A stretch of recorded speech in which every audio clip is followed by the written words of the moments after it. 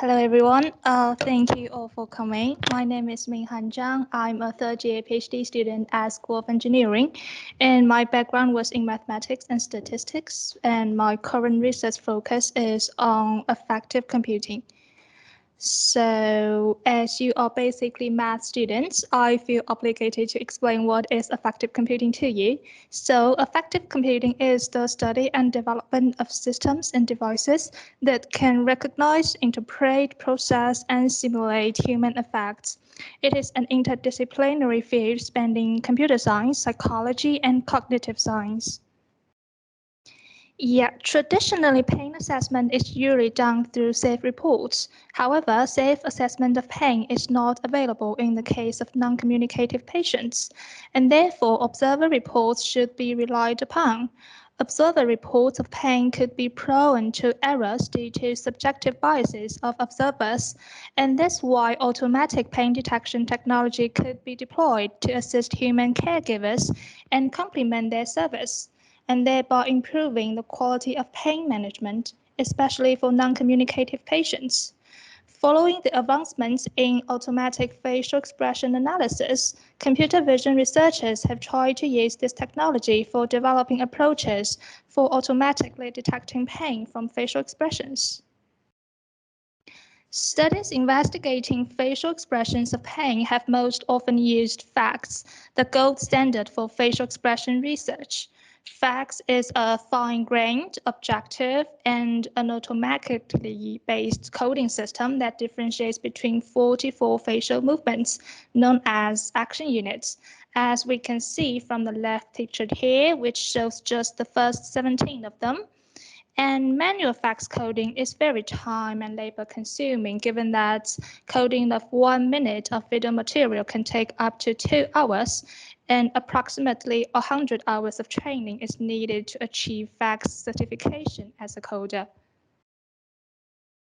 Groundbreaking research was conducted in 1992 by Park Chin, following by a substantial number of further studies, suggested that there are 5 facial movements that are more steadily displayed across the experimental pain modalities than other AUs, as we can see from the vivid graph here, namely lowering the brows, which is AU4, cheek raise and lid tightening, which is AU6 and 7, nose wrinkling and raising the upper lip, which is AU 9 and 10, and opening the mouth, which is AU 25, 26, and 27, and also eye closure longer than 0.5 seconds, which is AU 43.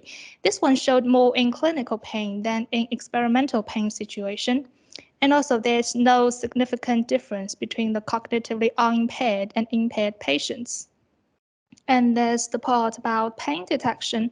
Now I'm gonna do a little test. So how do you feel when you see these images?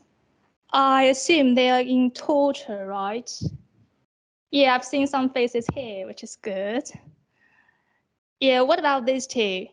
And also, what if, say, this is the one you have a crush on, or it's someone you hate? Yeah, I dare say if this is your crush showing this face, and you will be like, oh. And if you hate this guy, and you will be like, yeah, I'm not joking here, because there's literally a paper called When You Dislike Patients, Pain is Taken Less Seriously. It suggested that we take the pain of people we do not like less seriously than the pain of people we do like.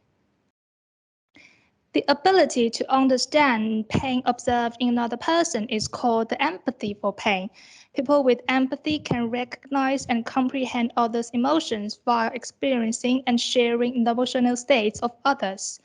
Observing someone expressing emotion or someone in pain tends to elicit empathy, broadly defined as the experiencing of an affective or sensory state similar to that shown by a perceived individual, where one is aware as to whether the source of the state is oneself or another. Previous fMRI studies consistently showed overlapping neural activations related to the direct experience of pain and to empathy for pain of others in AI and AMCC. I'm not a neuroscientist myself, so we can generally know that those two regions, Here and here are AMCC and AI. Brain's responses to others' pain in AI and AMCC correlate with subjective experiences of pain empathy and the willingness to reduce others' pain. The activations reported here in AMCC and AI evoked by observing one's own face versus others' faces in pain are in line with those of previous studies, showing stronger responses in the same regions associated with higher personal distress. So why do self-related activations show stronger reactions? And how to explain the higher responses related to self-processing? Are we basically just selfish human beings? According to neuroscience, the observation of another person in pain can evoke the aversive experience of personal distress, triggering a self-focused, aversive affective reaction associated with the desire to alleviate one's own, but not others' pain. So genuinely, yes, we are kind of selfish deep in our brain. And here comes to the end of the theoretical part. After all this background information and theoretical foundations of my research, what are we going to do?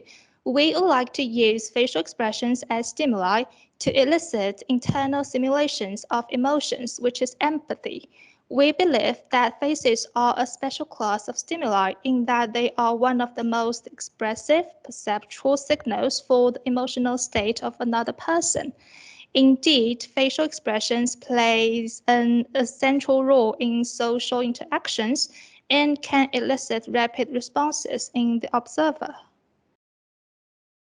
Our research aims are, first, we would like to investigate how do people's facial expressions when they are in pain or empathizing with someone in pain differ or resemble with one another? And does the intensity of empathy for pain shown on facial expressions differ when observers taking different perspectives, say self-perspective and others' perspective? And does the intensity of empathy for pain shown on facial expressions differ with respect to familiarity with the person observed in pain?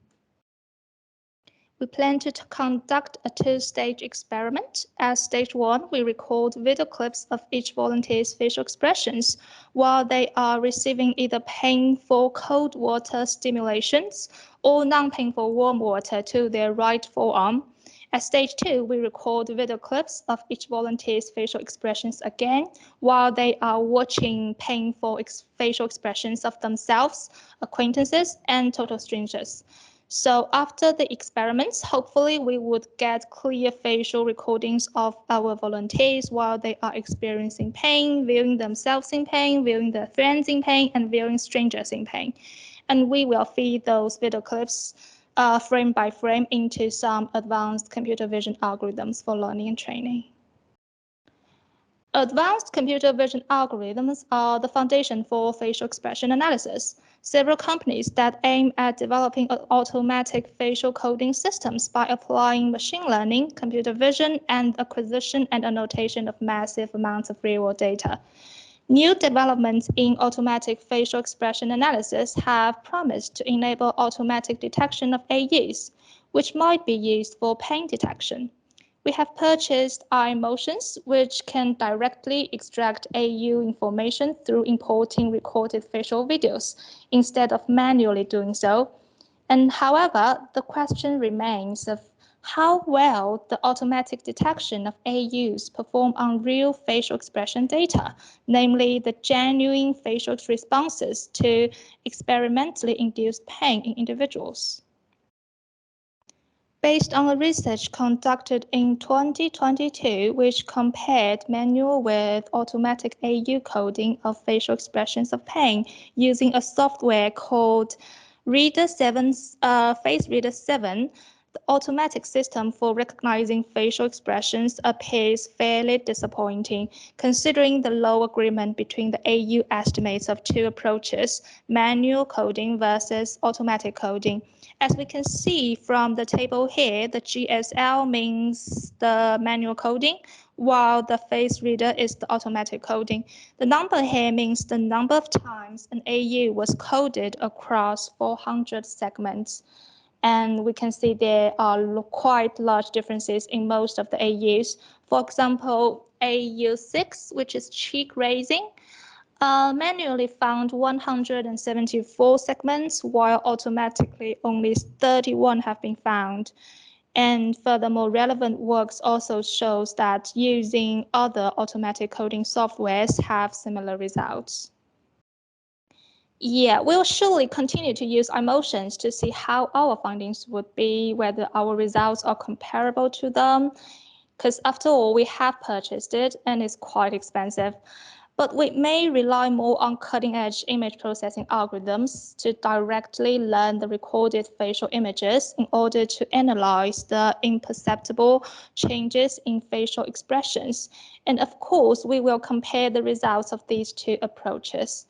The design of our algorithm will be very crucial. So we are currently in the stage of literature reviewing some classic and advanced neural networks, for example, VGG16, which is the baseline network for both expression classification and action unit detection.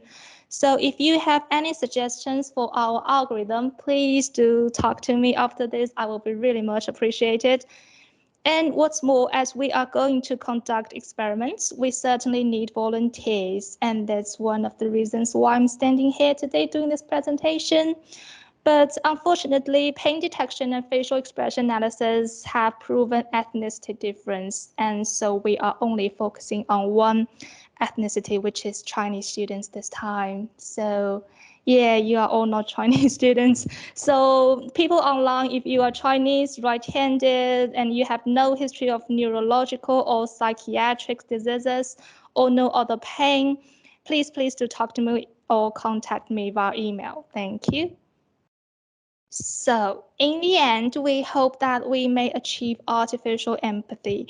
We may help to unravel from how humans understand others to how can computers understand human through human-computer interaction based on sensory and emotional states by psychology and computer science methods, and hopefully to build AI systems capable of understanding and recognizing emotions, which will be beneficial in both physical health and mental health for human beings.